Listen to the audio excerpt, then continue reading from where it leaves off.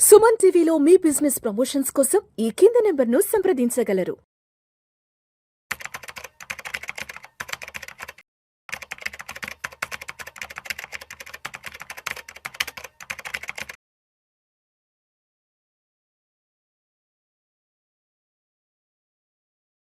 Suman TV ప్రేక్షకులకు స్వాగతం. నేను doctor Anil Kumar Bachchu, certified financial ప్లానర్ని. 8th January 2026 ఇవాళ మార్కెట్ ఎలా ఉంది, ఏమి జరిగింది మార్కెట్లో, ఎందుకు హ్యూజ్ కరెక్షన్, ఇవాళ హ్యూజ్ ఫాల్ జరిగింది అనేది తెలుసుకుందాము. ఇవాళ మార్కెట్ చూసుకుంటే ఏంటంటే క్లోజ్ టు 264 పాయింట్లు, ఒక 1% నిఫ్టీ పడిపోయింది.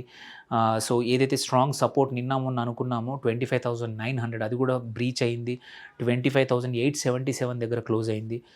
ఇది కంటిన్యూస్గా 4th సెషన్ నెగిటివ్లో క్లోజ్ అయిన సెషను.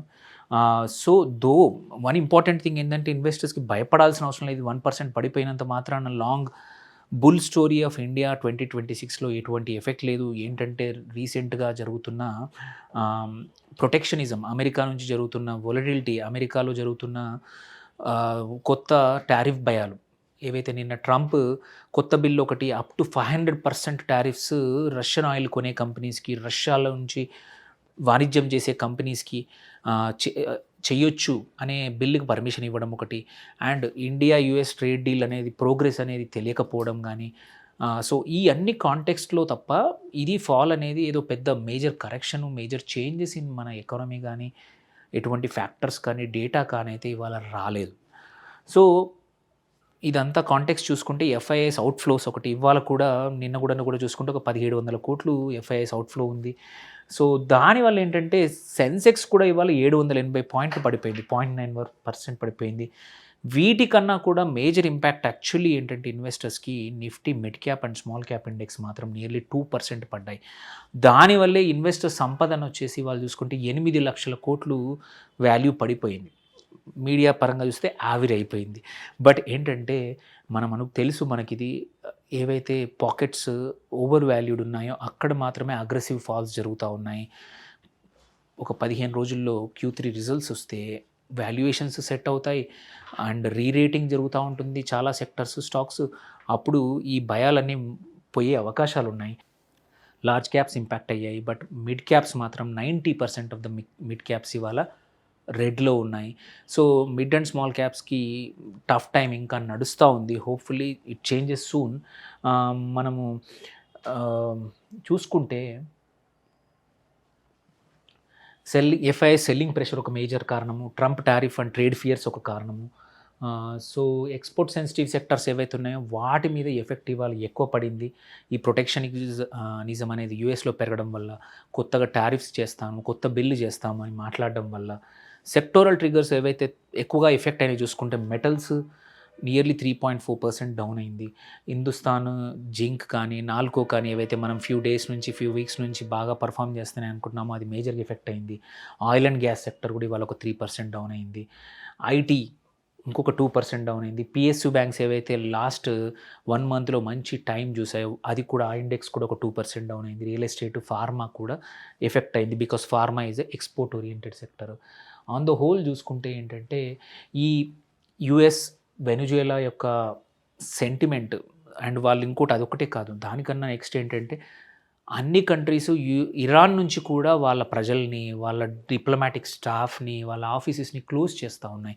అంటే ఏదో జరగబోతుంది ఇరాన్లో అనేది సంకేతాలు వస్తున్నాయి. అంటే ఈ అన్సర్టెనిటీ ఓన్లీ వెనుజువేలాకు కాదు, ఇటు ఇరాన్కు కూడా స్ప్రెడ్ అవ్వబోతోంది. ఇలా స్ప్రెడ్ అయినప్పుడు అండ్ ఇంకొకటి ఏంటంటే నిన్న ఆర్కిటిక్ మహాసముద్రంలో, అట్లాంటిక్ మహాసముద్రంలో రష్యా ఫ్లాగ్ ఉన్న క్యారియర్ పైన యుఎస్ సోల్జర్స్ నిన్న దిగడము, అక్కడ వాటిని వాటిని కూడా చెక్ చేసి వీళ్ళ ఆధీనంలోకి తీసుకోవడం అనేది కూడా ఏంటంటే గ్లోబల్లీ కొంచెం యుద్ధ భయాలు ఎక్కువయ్యాయి. అలాంటి పరిస్థితుల్లో మార్కెట్లో ఇట్లాంటి అనిశ్చితి అనేది నార్మలే. దీన్ని ఎక్కువగా భయపడాల్సిన అవసరం లేదు. స్ట్రక్చరల్గా ఏం చేంజెస్ ఏం లేవు. సో అండ్ విక్స్ కూడా, వొలటిలిటీ ఇండెక్స్ కూడా 6.53 నుంచి 10.6, ఎందుకంటే దీనివల్ల పెరిగింది. సో ఈ ఫాల్ ఇంపార్టెంట్ ఏంటంటే ఈజ్ ఇట్ రేషనల్ అనేది వెరీ ఇంపార్టెంట్. అందరూ భయపడతా ఉంటారు, అరే ఇదేదో fall continues. No, this is yes దీనికి కారణాలు ఉన్నాయి. ఇట్లాంటి డొమెస్టిక్ రీజన్స్ అయితే లేవు. ఇట్లాంటి ఇంటర్నేషనల్ రీజన్స్ వల్లనే ఫాల్ అయింది. సో మొన్నటి వరకు ఇన్ స్పైట్ ఆఫ్ ఎఫ్ఐఐసి యొక్క ఎగ్జిట్ వల్ల కూడా మార్కెట్స్ మంచిగా మళ్ళీ లైఫ్ టైమ్ హై దగ్గరికి వచ్చాయి. సో ఇట్ ఈస్ జస్ట్ ఏంటంటే హెల్దీ కరెక్షన్ ఫేజ్ ఇది. కొన్ని స్టాక్స్ విచ్ అవి క్వాలిటీ లేవో, ఎక్కడైతే ఓవర్ వాల్యుయేషన్ ఉన్నాయో అవి కరెక్ట్ అవుతాయి. The ones which are strong will come back soon. And కొన్ని సెక్టర్స్ కూడా ఓవర్ ఎక్స్టెన్షన్ జరిగింది. మెటల్స్ కానీ స్మాల్ క్యాప్స్, కొన్ని స్మాల్ క్యాప్స్ అట్లాంటివి కూడా ఈ టైంలో ఏంటంటే నార్మల్ వాల్యూకి వచ్చేస్తాయి. అండ్ ప్యానిక్ అయితే పెద్దగా లేదు. 10.6 స్ట్రాటజికల్లీ విక్స్ చూసుకుంటే ఇంకా నార్మలే తప్ప వెరీ కాదు. మనం హయ్యర్ విక్స్ చూసాము volatility index. So this is more like small range bound correction జరగబోతోంది ఫ్యూ డేస్. ఈ వోలటిలిటీ తగ్గేంత వరకు, ఈ కన్ఫ్యూజన్ తగ్గేంత వరకు. సో మళ్ళీ ఇన్వెస్టర్స్కి లాంగ్ టర్మ్ వ్యూ మాత్రం పెద్దగా మారేదేం లేదు. మన డొమెస్టిక్ జీడిపి కానీ, కన్జంప్షన్ కానీ, సిఫ్ ఇన్ఫ్లోస్ కానీ, కార్పొరేట్ ఎర్నింగ్స్ ప్రొడిక్షన్ కూడా లాస్ట్ 1 వీక్లో రిజల్ట్స్ కన్నా ముందు వాళ్ళు ఇచ్చిన డేటా బట్టి కూడా చూస్తే కూడా అన్నీ పాజిటివ్గానే ఉన్నాయి. అండ్ బడ్జెట్ కూడా February 1 ఆదివారం రాబోతూ ఉంది. సో ఆ రోజు కూడా మోస్ట్ ప్రాబ్లమ్ మార్కెట్ స్టెడ్ అవుతా తెలీదు. బట్ అంటే ఫ్రమ్ అండర్స్టాండింగ్ ఏంటంటే ఫైనాన్స్ మినిస్టర్ మార్కెట్లో జరుగుతున్న పరిస్థితులను చూసే అవకాశం ఉంది. దానికి తగ్గట్టు చాలా structural changes already last year చేశారు. ఈ బడ్జెట్లో కూడా కొన్ని చేయబోతున్నారనే సంకేతాలు వచ్చాయి. కాబట్టి ఇన్వెస్టర్స్ పెద్ద భయపడకండి. ఈ ఫాల్ని 1% ఫాల్ని చూసి మనం లాస్ట్ ఇయర్ 1-2% ఫాల్స్ కూడా చూసాము. So don't worry much. మంచి స్టాక్స్ని స్టిల్ హోల్డ్, సెర్చ్ అండ్ వాటిని ఉంచుకోండి. ప్యానిక్లో బై చేసి డబ్బులు పొడగొట్టుకోవద్దు. సో ఇంకా కూడా క్వైట్ అ ఫ్యూ ఏరియాస్ ఉన్నాయి where good opportunities are there. So కొంచెం ఓపిక పట్టండి. కావాలంటే 1 or 2 days వెయిట్ చేయండి. కానీ don't get into panic mode. అంత భయపడాల్సిన అవసరం లేదు. Thank you for watching. Signing off doctor Anil Kumar Bachu.